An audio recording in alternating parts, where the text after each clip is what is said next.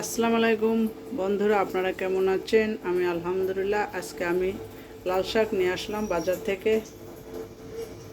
আমি নিজেই কিনে নিয়ে আসছি। আমি শাকটা রান্না করব, আমার সাথে আপনারা থাকেন, দেখেন আমি কিভাবে শাকটা রান্না করি। বন্ধুরা, চলে আসলাম শাকটা কাটাকুটি করে রান্না করার জন্য। অনেক সময় লাগলো শাক কাটতে। এখন আমি পেঁয়াজ, রসুন, কাঁচা ঝালটা আমি সুন্দর করে একটু ভেজে নিচ্ছি। এর ভিতরে আমি চিংড়ি মাছটা দিয়ে দিব। ছোট চিংড়ি দিয়ে শাক খেতে ভালো লাগে। একটু ভাজা হোক, তারপরে আমি শাক দেবো। হলুদ আর লবণ দেবো শাকে, মরিচ তো দেওয়া যাবে না। 1 চামচ হলুদ দিয়ে দিলাম।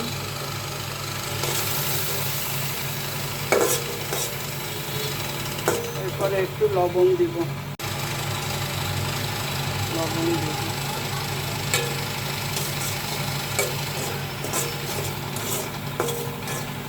এখন আমি শাকটা দিয়ে দিব। শাকটা আমি দিয়ে দিলাম।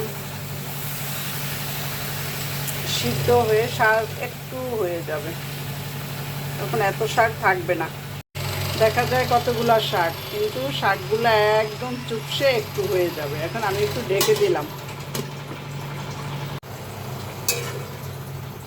শাকগুলা চুপসে একবারে একটু হয়ে গেছে।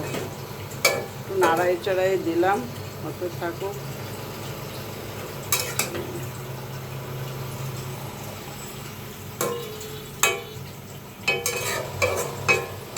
হতে থাকুক শাকটা। চিংড়ি মাছ একটু বেশি দিলে শাকের ভিতরে মজা লাগে। বন্ধুরা, আমার শাকটা রান্না করা হয়ে গেছে। এখন আমি উঠাবো শাকটা। কতটুকু শাক হয়েছে, শাকের থেকে ডাঁটা বেশি, আমি ডাঁটাগুলো নিয়ে ফেলে দিছি ডাঁটাগুলো।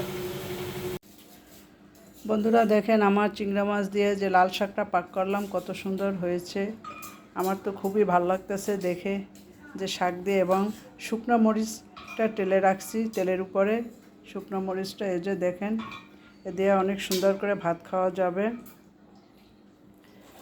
আপনারা যদি এভাবে খান ভালোই লাগবে, এভাবে রান্না করে খাবেন। বন্ধুরা, যদি ভালো হয়ে থাকে লাইক করবেন, কমেন্ট করবেন, সাবস্ক্রাইব করবেন। সবাই ভালো থাকেন বন্ধুরা, খোদা হাফেজ।